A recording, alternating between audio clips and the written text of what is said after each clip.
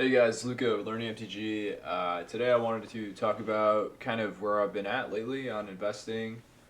Um, so yeah, I guess why don't I just talk about all of it? So I think crypto is the best investment personally. So for me, like that's where the majority of my portfolio should be. I'd say about half my portfolio right now is in crypto and the other half is in Magic cards.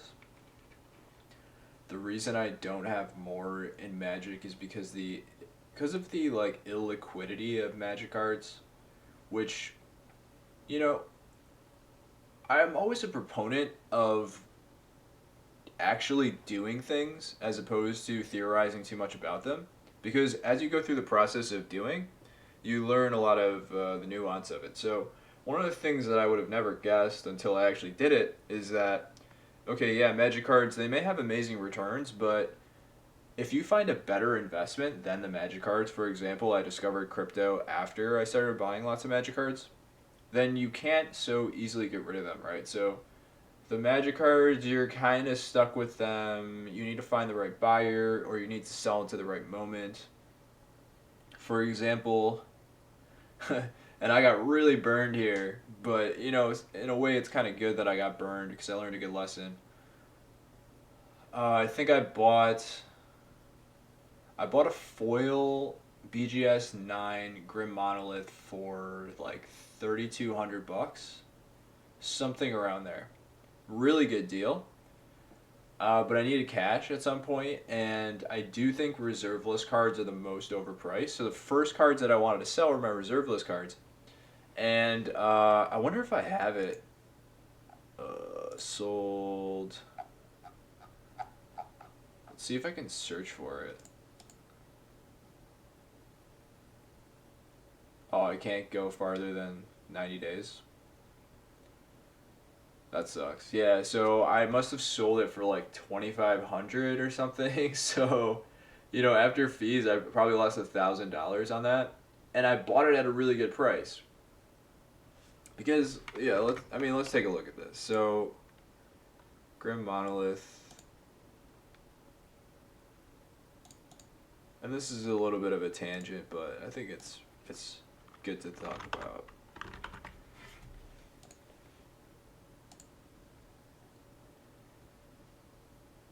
Yeah, okay. So, near mint Grim Monolith, the lowest you can get is for 4,000. That's near mint. I had a BGS 9, right? So, and I sold for less than 4,000. And that's kind of the idea is if you need the money immediately and you have to do an auction, the market's going to kind of rip you off. Um, Unless it's a moment where the market's in a frenzy, and then you'll be just fine.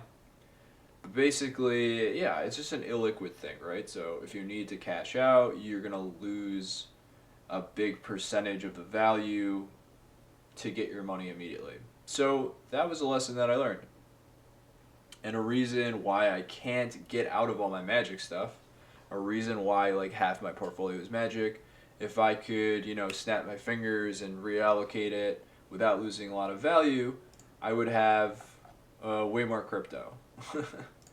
uh, yeah, so this isn't all my crypto. This is a very little part of my crypto, but I would probably have like 80% crypto, 20% Magic cards, something like that.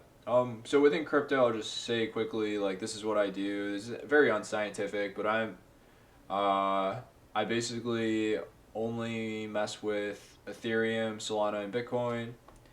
And I think a good split is like 90% Bitcoin, 5% Solana, 5% Ethereum, something like that. I own a lot of Bitcoin, but it's not on this account. It's tied up. Um,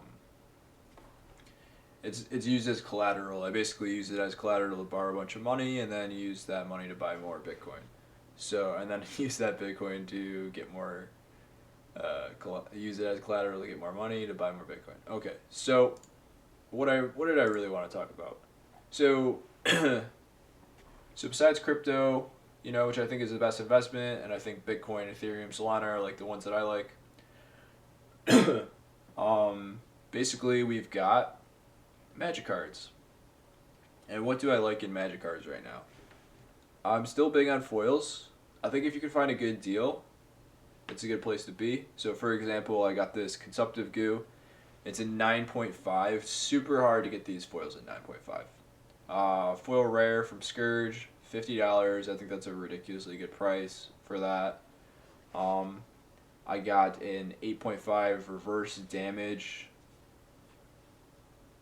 Yeah, CGC. So you're gonna notice like pretty much all the foils I buy now are CGC. It's really hard to find BGS because no one can grade these, and no one graded them in the past because no one really cared about this stuff. But I think times are changing, and I think all these old border foils are about to, yeah, it's gonna be a collector item. Because my thesis on Magic cards is rarity is number one, right?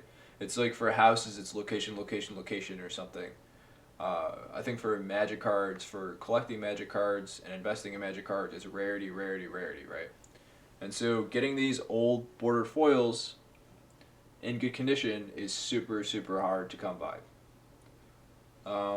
So you basically find good prices. How do you find good prices?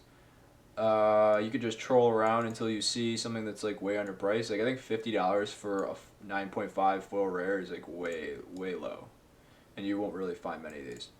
Other way you can find good deals is auctions, right? So this was an auction. Usually auctions, like I explained earlier, will end for much lower than the true value. Okay, last thing I want to talk about, I bought a lot of these pre-constructed decks. So if you remember, back, I don't know, 20 years ago or something, they used to make these pre-constructed decks for the different sets. So this is like Judgment, Scourge, Judgment, Judgment, Apocalypse. I bought a bunch more of these on TCG Player as well, and same idea, right? Rarity. I think these are really hard to come by. Let's look at some of these pre-constructed decks. So this one is Painflow.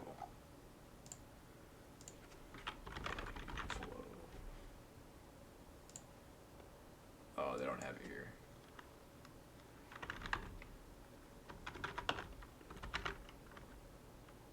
Oh, because one word. Okay. Yeah, so there's none of these available. You actually just can't find it on TCG Player. And that's usually a really good sign, right? Because if you can't find any of these,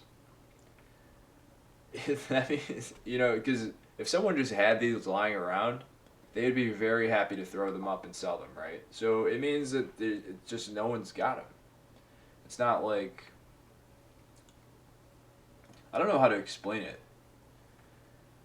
If you had something that would be difficult to sell, then maybe, none of them being on the market is, like for example, a foil, yeah, like a foil Grim Monolith, BGS, whatever. There's going to be a very specific type of buyer that wants to buy that, but one of these, plenty of people want to buy these. It'd be easy to sell it when there's no other ones up.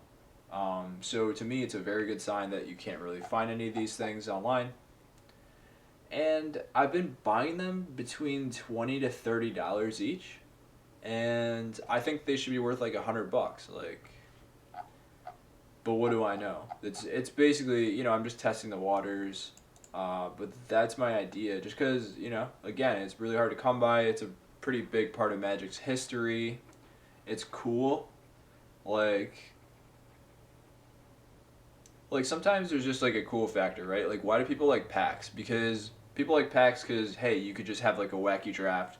You could randomly like, what if we just had like 20 or 30 packs of Apocalypse and we just went to the local store and just did an Apocalypse draft? Like that would be fucking cool, right? So there's like that cool utility factor, and I think it's the same with these decks. Like hey, what if we had two of these decks and just cracked them and just played against each other?